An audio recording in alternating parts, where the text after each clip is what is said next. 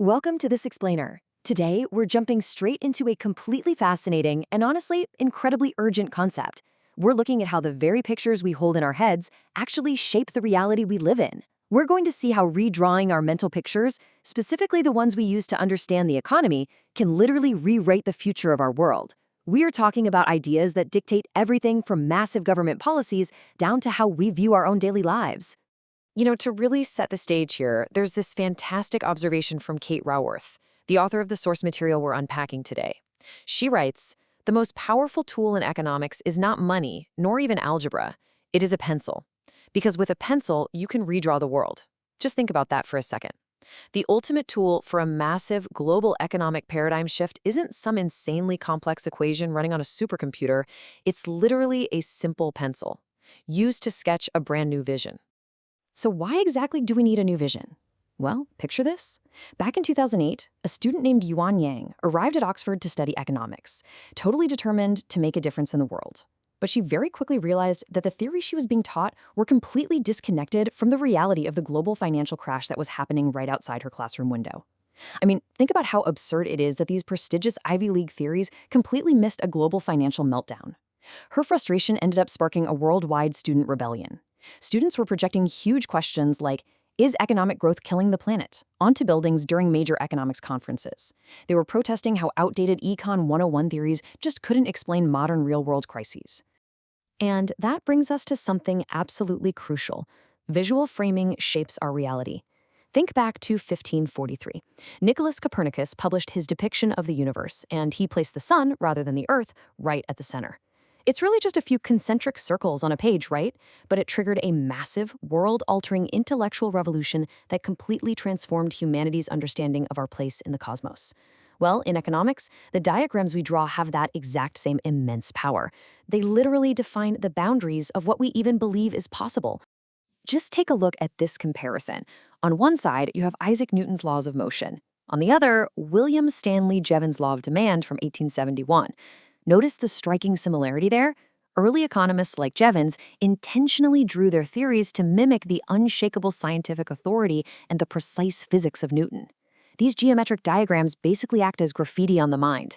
They silently embed deeply flawed assumptions about how the economy works directly into our visual cortex, and we usually don't even realize it's happening. But here's the kicker. In this relentless quest to become a hard science, economics completely forgot to ask the most fundamental question of all. What is the goal of the economy? Back in the 18th century, early thinkers actually defined their goal as securing a living and jobs for everyone. But as the 20th century rolled on, the discipline somehow totally forgot to define its own ultimate purpose, which left this massive, dangerous vacuum right at the heart of the field. It's kind of like a pilot who completely forgot where they're supposed to be flying, but they're still obsessing over the plane's speedometer. So what filled that massive vacuum? Well, one singular obsessive metric flew right in: GDP growth. It became this cuckoo in the nest that effectively hijacked all our economic goals. And today, we see the absurdity of this everywhere. Politicians are constantly slapping these aspirational adjectives onto the word growth just to make it sound appealing.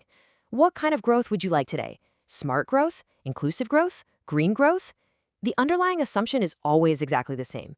Endless output growth is the only acceptable path forward for any successful nation. Which brings us to the visual metaphor of progress we've all pretty much internalized, that endless forwards and upwards curve of GDP growth. It perfectly mimics a child learning to walk, forward and up, so we instinctively accept it as good and totally natural. But this endless curve is a dangerous illusion because it completely ignores the physical limits of our planetary home. Because if you really stop to think about it, in nature, things that grow forever ultimately destroy their host. Okay, so what should replace it? Enter the doughnut.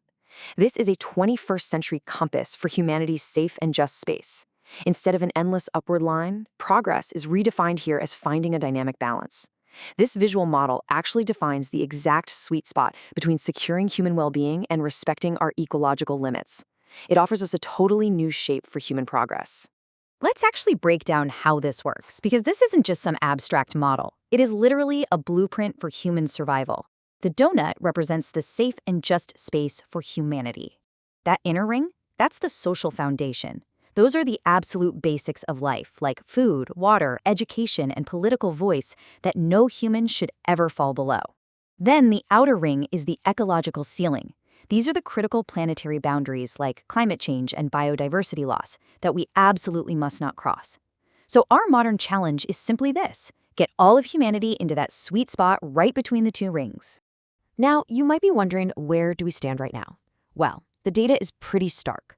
Those red wedges reaching into the center show that millions of people are currently falling desperately short on life's basics. They're lacking food, water, and fundamental equity. But at the exact same time, the red wedges bursting out of the outer ring show that we are simultaneously overshooting critical planetary boundaries. We are pushing Earth's life-giving systems into incredibly dangerous territory. To really wrap our heads around the gravity of those planetary limits, we need a little historical context. For the last 12,000 years, humanity has lived in the Holocene. It's been this remarkably stable geological era that allowed agriculture and great human civilizations to totally thrive. It is without a doubt the best home our species has ever known. But since 1950, this massive surge in industrial activity known as the Great Acceleration has aggressively pushed us out of that stability.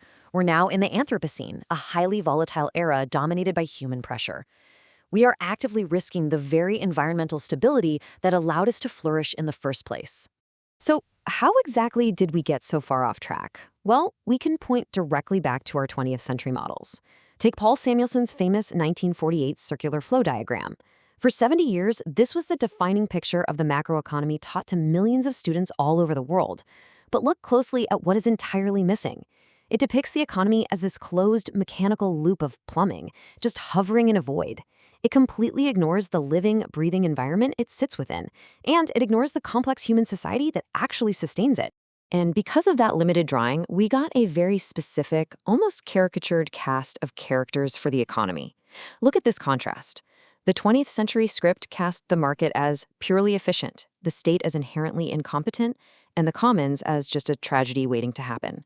But the 21st century cast offers a much more nuanced, realistic view based on modern understanding. In this view, the market is powerful, but it absolutely must be embedded wisely. The state is an essential, empowering partner. And the commons are actually this highly creative, collaborative space that can drive massive innovation. And that leads us to this much more realistic paradigm, the embedded economy. Notice how this redrawn model completely shifts our perspective. It illustrates the economy not as some isolated plumbing system, but as a living superorganism. It shows the economy embedded within society, which is itself embedded within the living Earth. Crucially, it highlights that the entire system is powered by pulling in energy from the sun and taking materials from the planet, while eventually pushing waste back out. It finally connects the economy to the physical reality of the world we live in. But here's a really fascinating twist. This new framework of thriving within boundaries, it isn't actually a new concept at all. It connects deeply to ancient symbols of dynamic balance. From the Taoist yin yang to the Maori takarangi, ancient cultures intuitively understood that health and progress come from complementary forces held in balance. We are essentially taking a step back to ancient wisdom here. We're shifting our economic mindset away from a relentless, linear pursuit of endless growth and moving toward a contemplative, dynamic dance of thriving in balance. So when you take a step back and look at these shifts, they're absolutely fundamental. By unlearning the old, flawed diagrams, we can adopt these 7 new ways to think like a 21st century economist. We're moving from a mindset that demands growth at all costs to one that is growth agnostic, asking instead how we can thrive whether GDP is going up or down. We shift from GDP to the donut, from a self-contained market to an embedded economy, and from the isolated, rational economic man to socially adaptable humans. We realize that we need to design systems to be fundamentally distributive, sharing value right from the get-go, and regenerative by design, so we're working with Earth's natural cycles instead of constantly fighting against them. Which brings us to one final, really powerful question to leave you with today. If humanity's central goal for the 21st century is to get into the safe and just space of the donut, what economic mindset will you choose to draw? The tools are entirely in your hands, and the world is waiting to be redrawn. Thanks so much for joining me on this explainer. Keep learning, and I'll catch you next time.